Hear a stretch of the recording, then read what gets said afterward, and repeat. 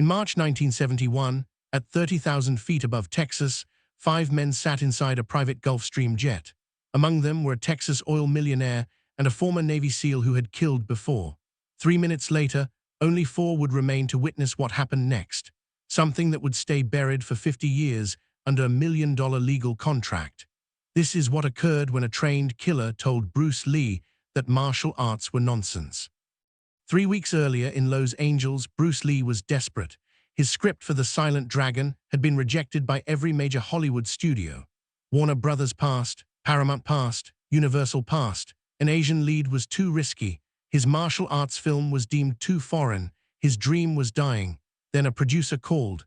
He told Bruce to meet Marcus Webb, a Texas oil millionaire with a net worth of $300 million. Marcus had invested in films that earned $20 million. Bruce agreed to meet him in Houston. The presentation lasted 30 minutes on Marcus's turf. Bruce presented authentic martial arts, real fighting, and international potential. Marcus listened carefully. He asked sharp questions about market trends and distribution risks. Finally, he leaned back. He liked the concept. The numbers added up, but he needed to see real action, not a demonstration, real action. He told Bruce to return the following week. On Sunday morning, March 14th, Bruce arrived at Hobby Airport's private terminal. At exactly 10 in the morning, a Gulfstream jet waited on the runway, a white aircraft with gold trim, real money. A black Cadillac stopped. Marcus Webb stepped out. Behind him, another figure emerged. The man was enormous, 6 feet 2 inches, 220 pounds, crew cut, dead eyes, eyes that had witnessed combat, survived it, delivered it. Marcus walked up to Bruce, a firm handshake. He introduced the large man as Carter, his head of security. Carter would accompany him everywhere. Bruce extended his hand.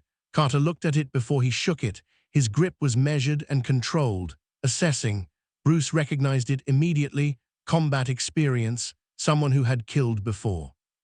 They boarded the luxurious interior with leather seats and mahogany trim. Marcus's young assistant, David, was already seated with a notebook. Bruce sat opposite Marcus across a polished table. Carter sat behind Marcus like a silent guard. The jet taxied and took off, climbing to 30,000 feet. At cruising altitude, Marcus opened his briefcase. He gave Bruce 3 hours to convince him why he should invest $3 million. Bruce began with market analysis, the rising interest in martial arts in America, tournament attendance numbers, the trend of artificial bodies in films. The international market for martial arts cinema was already huge.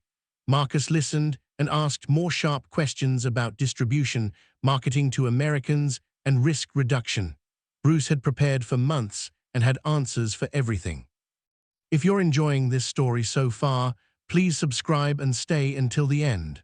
Because soon, a former Navy SEAL would test Bruce Lee's philosophy at 30,000 feet in a private jet. After 30 minutes, Marcus leaned back. He said the case was convincing on paper. The numbers worked, but he needed to see what made Bruce different. He wanted a demonstration of why audiences would pay to watch Bruce fight. Bruce stood and moved to a small space near the galley, 8 feet of floor space, 6 feet wide, a confined area. He demonstrated basic strikes against a seat cushion using his famous 1-inch punch. The impact was explosive. The cabinet shook. Marcus raised an eyebrow. Bruce showed speed combinations. His hands moved too fast to follow. Snap kicks, control, precision. Marcus watched intently. David scribbled notes. The pilot turned back from curiosity, but Carter sat with his arms crossed. His face was neutral, unimpressed, unconvinced. When Bruce finished and returned to his seat, Marcus nodded. He acknowledged the speed was undeniable, but he questioned how it translated to real combat against someone who actually wanted to hurt Bruce. Before Bruce could answer, Carter spoke.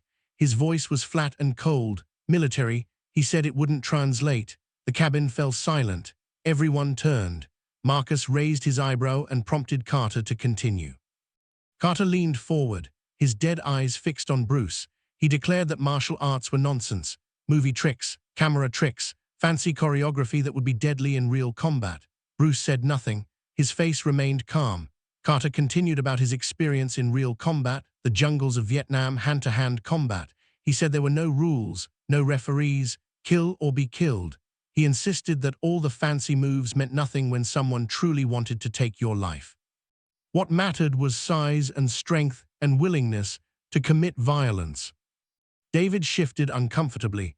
Marcus watched both men carefully. This was the test, not the presentation. Carter continued by comparing their physical statistics. He pointed out Bruce was 5 feet 7 inches and 135 pounds, while Carter was 6 feet 2 inches and 220 pounds, an 85-pound, 7-inch advantage for Carter. He was a Navy SEAL with 2 combat tours. He had killed before. Bruce was a movie actor with demonstrations. He wouldn't last 10 seconds in a real fight against someone like Carter. The cabin vibrated with tension. Bruce's hands rested calmly on the table. His breathing was steady, no anger, no fear, just observation. Marcus broke the silence. He suggested there was only one way to resolve their disagreement. He asked Carter if he wanted to test his theory.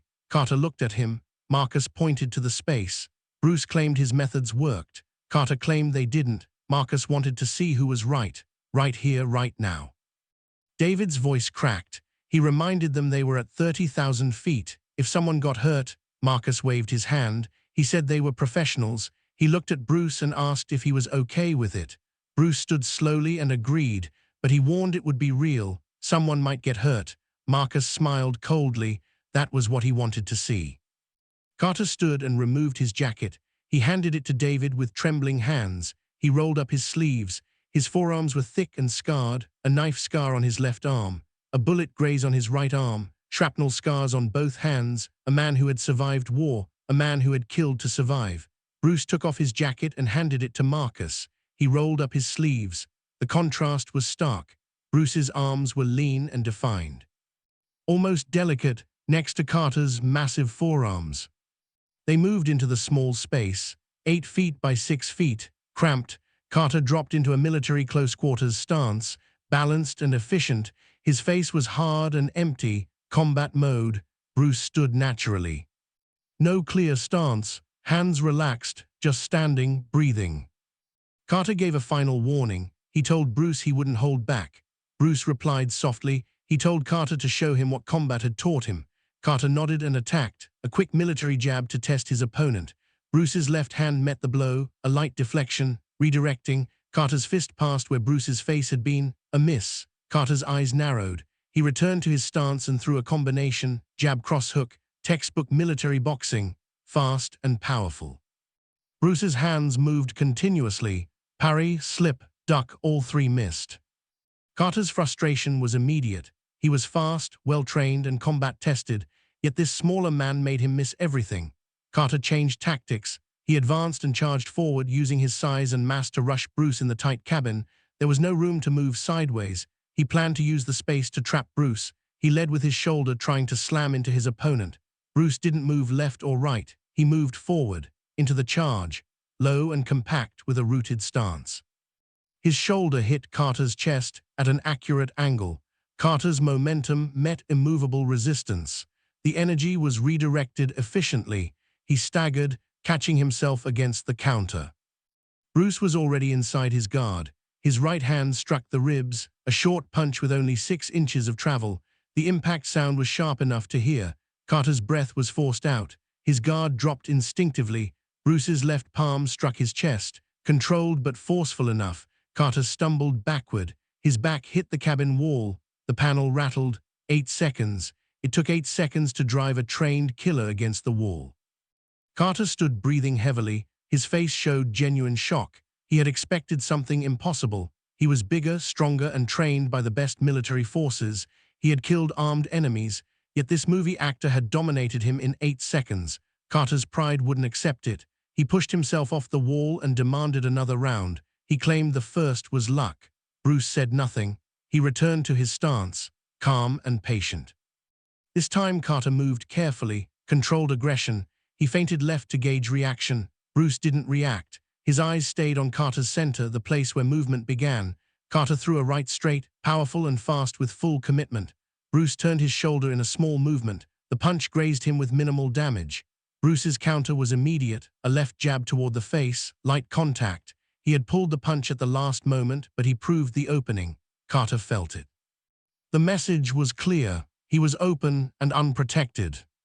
Carter decided that striking wasn't working. He needed grappling, special forces training, close the distance, establish control, use the size advantage. He surged forward, reaching for Bruce's collar. Bruce's hands caught Carter's wrists with light pressure, gidding and redirecting. Carter's hands grabbed empty air. Bruce pivoted and angled, his elbow positioned near Carter's temple. In a real fight, that elbow would have been driven into the skull, but Bruce only touched it gently. Proving the position, 13 seconds for the second engagement. Carter's breathing was much heavier now, not just from exertion, adrenaline, frustration, the crushing realization that everything he knew wasn't working. Bruce wasn't fast in the traditional sense, he was faster. He saw attacks before they developed. He intercepted at the harbor, minimal motion, maximum effect. Carter's training was excellent and world-class, but it was designed for soldiers fighting other soldiers. It wasn't designed for someone who understood combat through a different paradigm. Carter made one more desperate attempt. He charged again with full commitment, no room to the sides in the narrow cabin. He intended to overpower with pure mass. Bruce didn't evade, he advanced. A slight right angle toward Carter. His left shoulder drove into the charging chest at an accurate angle. Carter's momentum was redirected completely. His feet tangled, balance gone. He fell hard, the impact shaking the aircraft. 16 seconds of total combat time. Carter lay on the floor looking up. Bruce stood over him, not threatening, not aggressive, not triumphant, just standing, calm with normal breathing. Carter lay there with his massive chest heaving. His face was red with humiliation and shock, the sense of being shown a complete philosophical difference.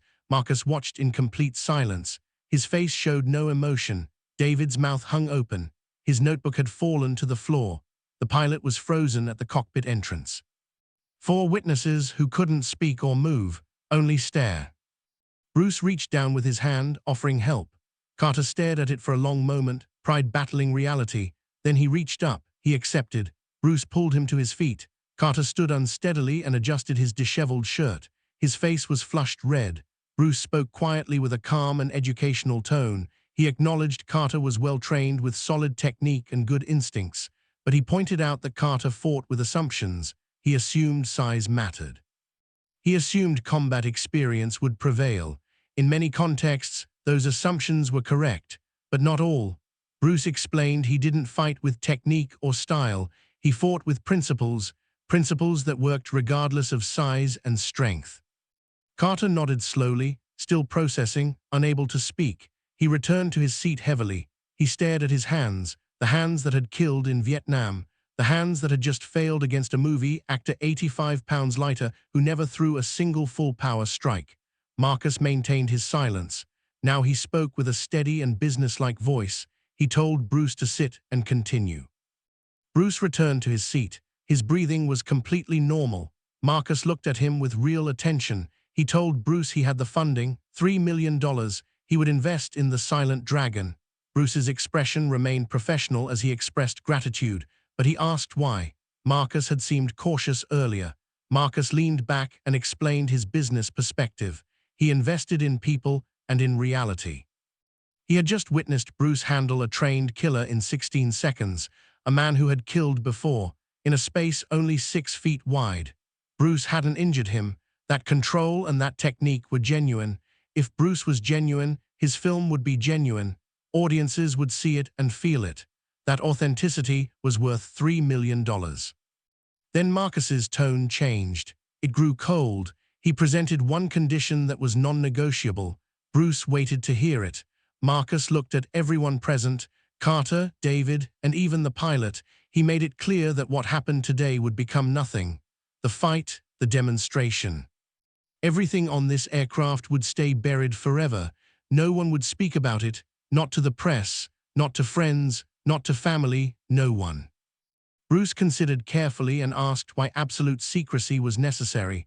Marcus chose his words precisely. He explained that if this leaked, it would be a massive problem for everyone. Bruce would become a target with every fighter wanting to test him. Carter's reputation would be damaged. Marcus's judgment would be questioned. When the film was released, all publicity would focus on this incident instead of on the movie itself. The story would overshadow the work, so it would not have happened. He mentioned a legal contract with confidentiality obligations and strict enforcement. There would be severe financial penalties for violation. Bruce looked at Carter. Carter met his eyes. Something unspoken passed between them, understanding, respect born from combat. Carter agreed quietly to keep it buried. Bruce turned back and also agreed. Marcus nodded to David and instructed him to draw up a perfect NDA. The events of March 14, 1971, inside that aircraft were to remain forever secret. All parties would never disclose, discuss, or mention these events. Violation would mean immediate contract termination with financial penalties of $1 million per occurrence. 2 weeks later, the contract arrived. Bruce read it thoroughly. The NDA was harsh and comprehensive. 5 signatures were required. Bruce Lee signed, Marcus Webb signed, Carter signed, David signed, the pilot signed. All 5 were legally bound to absolute silence. The Silent Dragon was produced and released in August 1973. It was revolutionary and enormously successful. It changed cinema forever. It immortalized Bruce. Marcus earned 10 times his investment, but no one spoke. The 4 witnesses kept their silence because the contract had enforcement power, because the penalties were devastating, because careers and reputations depended on silence. Bruce died in July 1973. Marcus died in 1989. Carter disappeared. David became a producer. The pilot retired. No one ever spoke. The fight remained buried under an NDA. 4 witnesses, 1 secret, absolute silence. Yet whispers exist, Hollywood rumors, legends among martial artists, stories about a private jet, a Navy SEAL, Bruce Lee proving something that secured his funding, but no details and no evidence, only shadows. This is why you have never heard this story, not because it didn't happen, because it did, and because powerful people wanted it forgotten. The legends you know were built on moments you will never see. This was the most dangerous of them all, a fight at 30,000 feet, witnessed by 4 people, sealed by $1 million contract, hidden for 50 years. If you enjoyed this story, please subscribe, like, and turn on notifications. Leave your thoughts in the comments below. Your support helps keep these legendary Bruce Lee stories alive and brings the forgotten teachings of martial arts to more fans.